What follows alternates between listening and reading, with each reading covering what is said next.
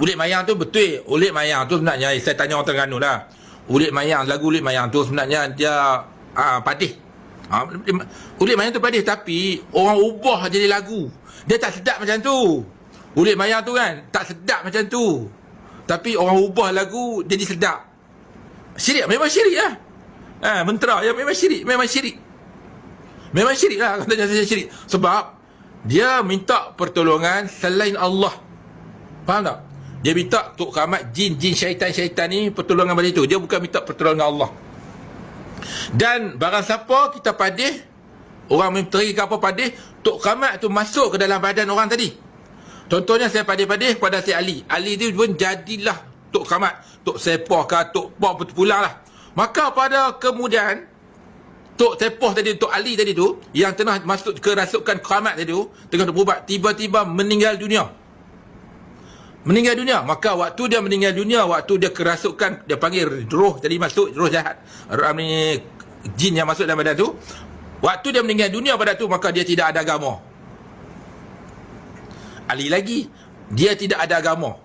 Berat tuan-tuan. Orang yang kerasuk, yang bukan kerasukan, orang yang menurun tu, waktu dia mati pada tu, dia tidak ada agama. Saya Tok Ali.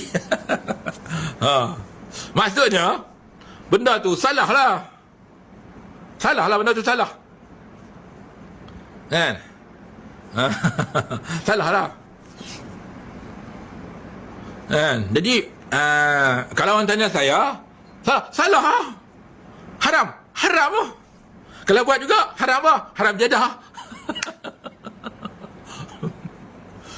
Tapi Waalaikumsalam orang tua. Tapi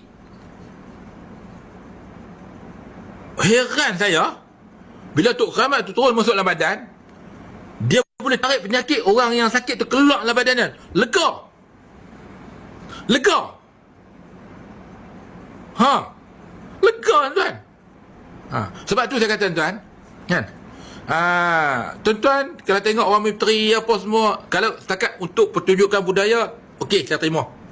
Tapi kalau misteri apa semua memang untuk rawatan, permujaan, memang salah.